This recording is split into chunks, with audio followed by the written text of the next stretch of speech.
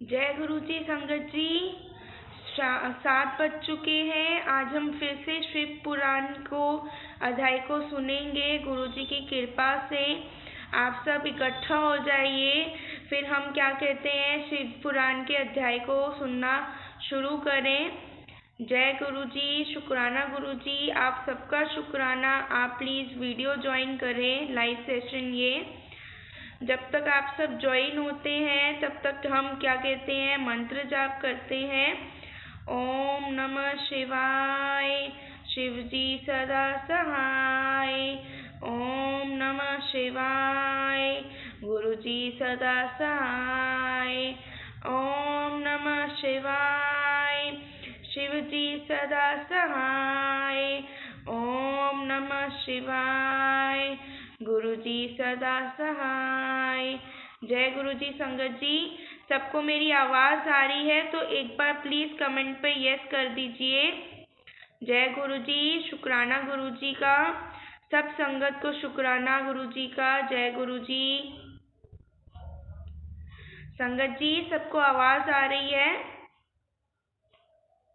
एक बार comment box पे yes लिख दीजिए अगर सबको आवाज़ आ रही है तो। जय गुरु जी। अगर संगत जी किसी को आवाज़ ना आए तो कमेंट बॉक्स पे प्लीज़ टाइप कर दीजिएगा। मैं शिव पुराण का 10वां अध्याय प्रारंभ कर रही हूँ। शिवलिंग की स्थापना, उसके लक्षण और पूजन की विधि का वर्णन तथा शिव पद की प्राप्ति कराने वाले सत्कर्मों का विवेचन।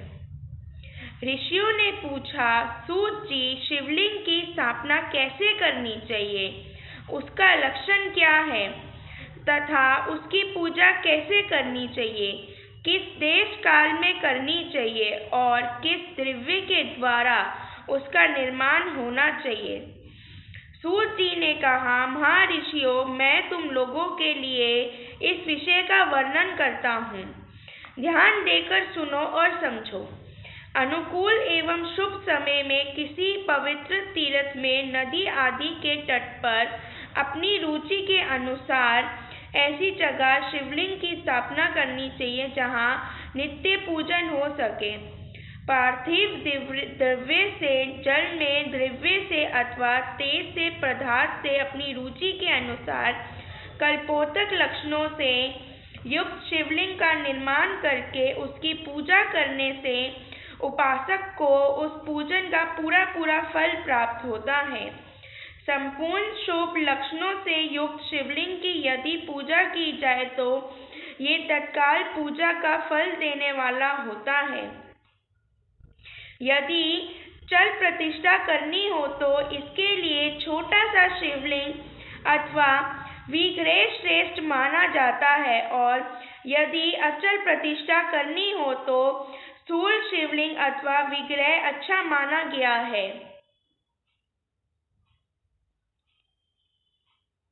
उत्तम लक्षणों से युक्त शिवलिंग की पीठ सहित स्थापना करनी चाहिए। शिवलिंग का पीठ मंडलाकार, गोल, चौकोर, त्रिकोण अथवा खाट के पाए की भांति ऊपर नीचे मोटा और बीच में पतला होना चाहिए।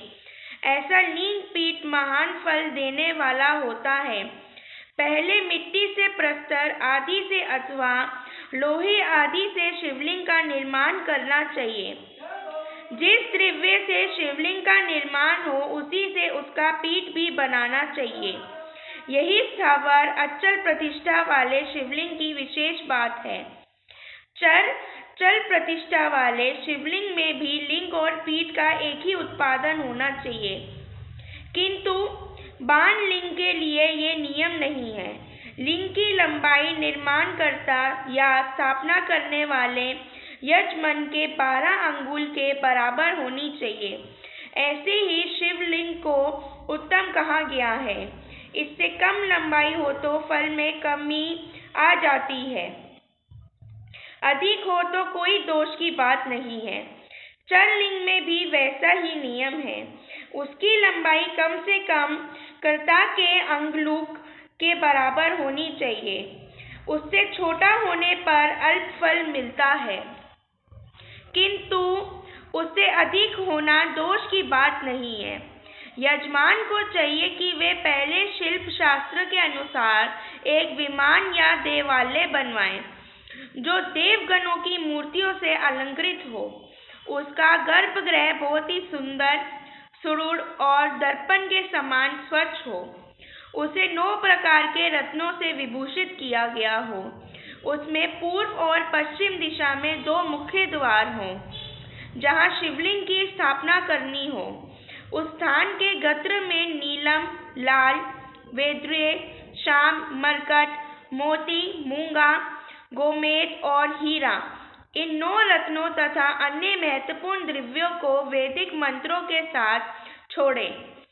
सगोजात आदि 5 वैदिक मंत्रों द्वारा शिवलिंग का 5 स्थानों में क्रमशः पूजा करके अग्नि में हविष्य की अनेक आहुतियां दे और परिवार सहित मेरी पूजा करके गुरु स्वरूप आचार्य को धन से तथा भाई बंधुओं को मनचाही वस्तु से संतुष्ट करें।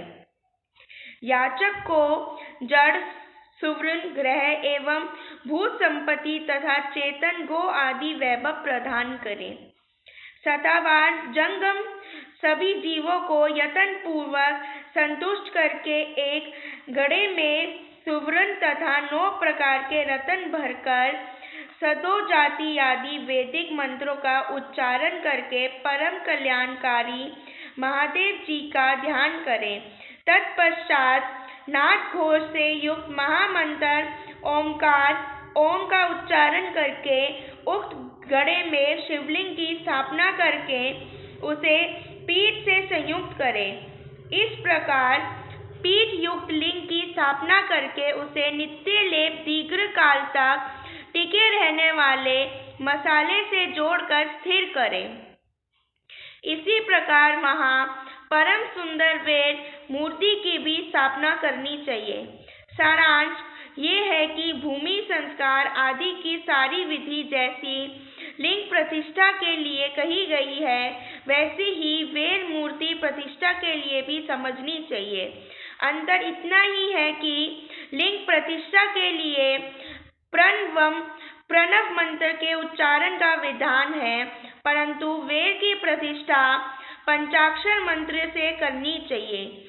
जहाँ लिंग की प्रतिष्ठा हुई है वहाँ भी उत्सव के लिए बाहर सवारी निकालने आदि के निमित्त वेद मूर्ति को रखना आवश्यक है।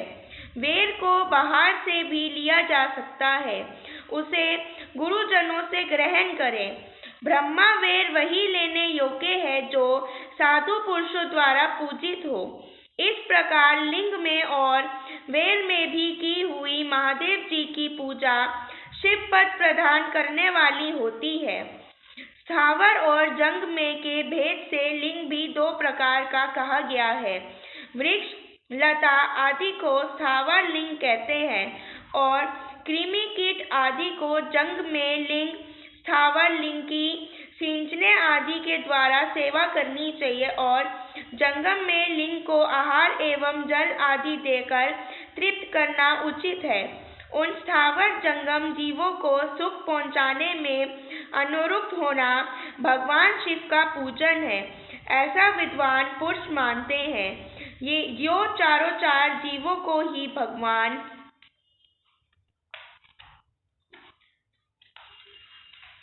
शंकर के प्रतीक मानकर उनका पूजन करना चाहिए। इस तरह महालिंग की स्थापना करके विविध उपचारों द्वारा उसका पूजन करें। अपनी शक्ति के अनुसार नित्य पूजा करनी चाहिए तथा देवालय के पास ध्वजारोपण आदि करना चाहिए। शिवलिंग साक्षात शिव का पद प्रदान करने वाला है अथवा चल लिंग में षोडशोपच द्वारा यथोचित रीति से क्रमशः पूजन करें। ये पूजन भी शिव पद प्रदान करने वाला है। आवाहन, आसान, अर्घ्य, पाक, पागंग, आचमन, अभ्यंग पूर्वक स्नान, वस्त्र एवं यज्ञोपवीत, गंध, पुष्प, धूप, दीप, नैवेद्य, तांबूल संपन्न, नीराजन, नमस्कार और विसर्जन ये 16 उपचार है अथवा अध्री से लेकर नैवेद्य विविध व्रत पूजन करें। अभिषेक, निवेद, नमस्कार और तर्पण ये सब यथाशक्ति नित्य करें। इस तरह किया हुआ शिव का पूजन शिव पद की प्राप्ति कराने वाला होता है। अथवा किसी मनुष्य के द्वारा स्थापित शिवलिंग में, ऋषियों द्वारा स्थापित शिवलिंग में, देवताओं द्वारा स्थापित शिवलिंग में, अपने अपने प्रकट हुए स्वयंभू लिंग में तथा अपने द्वारा नूतन स्थापित हुए शिवलिंग में भी उपचार संपन्न पूर्वक जैसे तैसे पूजन करने से यहाँ या पूजन की सामग्री देने से भी मनुष्य ऊपर जो कुछ कहा गया है वह सारा फल प्राप्त कर लेता है। क्रमशः परिक्रमा और नमस्कार करने से भी शिवलिंग शिव पद की प्राप्ति कराने वाला होता है। यदि नियम पूर्वक शिवलिंग का दर्शन मात्र कर लिया जाए तो वे भी कल्याणप्रद होता है। मिट्टी, आटा, गाय के गोबर, फूल, कनेर पुष्प, फल, गुड़, मक्खन, भस्म अथवा अन्न से भी अपनी रुचि के अनुसार शिवलिंग बनाकर तदनुसार उसका पूजन करे अथवा प्रतिदिन 10,000 प्रणव मंत्र का जाप करे अथवा दोनों संध्याओं के समय एक एक सहस्त्र प्रणव का जप किया करे। ये कर्म भी शिव पद की प्राप्ति कराने वाला है, ऐसा जानना चाहिए। जप काल में मकरांत प्रणव का उच्चारण मन की शुद्धि करने वाला होता है। समाधि में मानसिक जप का विधान है तथा अन्य सब समय भी उपांशु जप ही करना चाहिए। नाद और बिंदु से युक्त ओंकार के उच्चारण को विद्वान पुरुष समान प्रणव कहते हैं। यदि प्रतिदिन आदर पूर्वक 10,000 पंचाक्षर मंत्र का जप किया जाए अथवा दोनों संध्याओं के समय एक एक सहस्त्र की जप किया जाए तो उसे शिव पद की प्राप्ति कराने वाला समझना चाहिए। ब्राह्मणों के लिए आदि में प्रणव से युक्त पंचाक्षर मंत्र अच्छा बताया गया है। कलश से किया हुआ स्नान, मंत्र की दीक्षा, मात्र का ओंकार, न्यास, सत्य से पवित्र अंतःकरण वाला ब्राह्मण तथा ज्ञानी गुरु इन सबको उत्तम माना गया है। दिवजों के लिए नमः शिवाय के उच्चारण का विधान है। दिवेश्वरों के लिए अंत में नमः पद के प्रयोग की विधि है, अर्थात वे शिवाय नमः इस मंत्र का उच्चारण करें।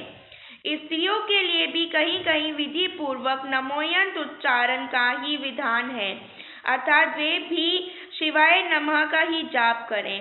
कोई कोई ऋषि ब्राह्मण की स्त्रियों के लिए नमः पूर्वक शिवाय के जप की अनुमति देते हैं, अर्थात वे नमः शिवाय का जप करें। पंचाक्षर मंत्र का 5 करोड़ जप करके मनुष्य भगवान सदाशिव के समान हो जाता है। 1, 2, 3 अथवा 4 करोड़ का जप करने से क्रमशः ब्रह्मा, विष्णु, रुद्र तथा महेश्वर का पद प्राप्त होता है। अथवा मंत्र में जितने अक्षर हैं उनका पृथक पृथक 1-1 लाख जप करे अथवा समस्त अक्षरों का एक साथ ही जितने अक्षर हो उतने लाख जप करे। इस तरह के जप को शिव पद की प्राप्ति कराने वाला समझना चाहिए। यदि 1000 दिनों में प्रतिदिन 1 सहस्त्र जाप के क्रम से पंचाक्षर मंत्र का 10 लाख जाप पूरा कर लिया जाए और प्रतिदिन ब्राह्मण भोजन कराया जाए तो उस मंत्र से अभिशिष्ट कार्य की सिद्धि होने लगती है। ब्राह्मण को चाहिए कि वे प्रतिदिन प्रातः काल 1008 बार गायत्री का जप करें। ऐसा होने पर गायत्री क्रमशः शिव का पद प्रदान करने वाली होती है। वेद मंत्रों और वैदिक सूक्तों का भी नियम पूर्वक जप करना चाहिए। वेदों का प्रयाण भी शिव पद की प्राप्ति कराने वाला है, ऐसा जानना चाहिए। अन्य जो बहुत से मंत्र हैं उनका भी जितने अक्षर हों उतने लाख जप करें। इस प्रकार जो यथाशक्ति जप करता है वे क्रमश शिव पद मोक्ष प्राप्त कर लेता है। अपनी रुचि के अनुसार किसी एक मंत्र को अपनाकर मृत्यु पर्यंत प्रतिदिन उसका जप करना चाहिए अथवा ओम इस मंत्र का प्रतिदिन 1 सहस्त्र जप करना चाहिए। ऐसा करने पर भगवान शिव की आज्ञा से संपूर्ण मनोरथों की सिद्धि होती है। जो मनुष्य भगवान शिव के लिए फूलवाड़ी या बगीचे आदि लगाता है तथा शिव के सेवा कार्य के लिए मंदिर में झाड़ने बुहारने आदि का व्यवस्था करता है, वे इस पुण्य कर्म को करके शिव पद प्राप्त कर लेता है। भगवान शिव के जो काशी आदि क्षेत्र हैं उनमें भक्ति पूर्वक नित्य निवास करे, वे जड़ चेतन सभी को भोग और मोक्ष देने वाला होता है। अतः विद्वान पुरुष को भगवान शिव के क्षेत्र में आमरण निवास करना चाहिए। पुण्य क्षेत्र में स्थित बावड़ी, कुआं और पोखरे आदि को शिव गंगा समझना चाहिए। भगवान शिव का ऐसा ही वचन है। वहाँ स्नान दान और जप करके मनुष्य भगवान शिव को प्राप्त कर लेता है। अतः मृत्यु पर्यंत शिव के क्षेत्र का आश्रय लेकर रहना चाहिए। जो शिव के क्षेत्र में अपने किसी मृत संबंधी का देह दशा, मासिक श्राद्ध, संपंडीकरण अथवा वार्षिक श्राद्ध करता है अथवा कभी भी शिव के क्षेत्र में अपने पितरों को पिंड देता है, वह तत्काल सब पापों से मुक्त हो जाता और अंत में शिव पद पाता है। अथवा शिव के क्षेत्र में 7, 5 दिन या एक ही रात निवास कर ले। ऐसा करने से भी क्रमशः शिव पद की प्राप्ति होती है। लोक में अपने अपने वर्णन के अनुरूप सदाचार का पालन करने से भी मनुष्य शिव पद को प्राप्त कर लेता है। वर्णनकूल आचरण से तथा भक्ति भाव से वे अपने सतत कर्म का अतिशय फल पाता है। कामना पूर्वक किए हुए अपने कर्म के अभिष्ट फल शीघ्र ही पा लेता है। निष्काम भाव से किया हुआ सारा कर्म साक्षात शिव पद की प्राप्ति करने वाला होता है। दिन के 3 विभाग होते हैं, प्रातः, मध्याह्न और सायंकाल। इन तीनों में क्रमशः एक एक प्रकार के कर्म का संपादन किया जाता है। प्रातः काल को शास्त्र विहित नित्य कर्म के अनुष्ठान का समय जानना चाहिए। मध्याह्न काल सकाम कर्म के लिए उपयोगी है तथा सायंकाल शांति कर्म के उपयुक्त है, ऐसा जानना चाहिए। इसी प्रकार रात्रि में भी समय का विभाजन किया गया है। रात के 4 प्रहरों में से जो बीच के 2 प्रहर है उन्हें निश्चित काल कहा गया है। विशेषतः उसी काल में की हुई भगवान शिव की पूजा अभिष्ट फलों को देने वाली होती है। ऐसा जानकर कर्म करने वाला मनुष्य यथोक्त फल का भागी होता है। विशेषतः कलयुग में कर्म से ही फल की सिद्धि होती है। अपने अपने अधिकार के अनुसार ऊपर कहे के किसी भी कर्म के द्वारा शिवराधन करने वाला पुरुष यदि सदाचारी है और पाप से डरता है तो वे उन कर्मों का पूरा फल अवश्य प्राप्त कर लेता है। ऋषियों ने कहा, सूत जी, पुण्य क्षेत्र कौन कौन से हैं जिनका आश्रय लेकर सभी स्त्री पुरुष शिव पद प्राप्त कर लेते हैं, हमें संक्षेप से बताएं। जय गुरु जी, शुक्राना गुरु जी का संगत जी। आज मैंने 10वां अध्याय पढ़ा है। कल मैं 11वां और 12वां अध्याय शिव पुराण का आपको पढ़कर सुनाऊंगी गुरु जी की कृपा से। आज हम मंत्र जाप करके गुरु जी से आज्ञा लेते हैं कि कल हम फिर आ सकें। ओम नमः शिवाय, शिव जी सदा सहाय। ओम नमः शिवाय, गुरु जी सदा सहाय। ओम नमः शिवाय, शिव जी सदा सहाय। ओम नमः शिवाय, गुरु जी सदा सहाय। ओम नमः शिवाय, शिव जी सदा सहाय। ओम नमः शिवाय, गुरु जी सदा सहाय। संगत जी, मैं ये रोज़ लाइव सेशन जो है यूट्यूब वीडियो पर अपलोड कर रही हूँ और कल से इंस्टाग्राम पे IGT वीडियो पर भी शेयर कर रही हूँ। जो लाइव सेशन ना ले पाए वो प्लीज़ इसे सुनिएगा ज़रूर। जय गुरु जी, शुक्राना गुरु जी। और एक बात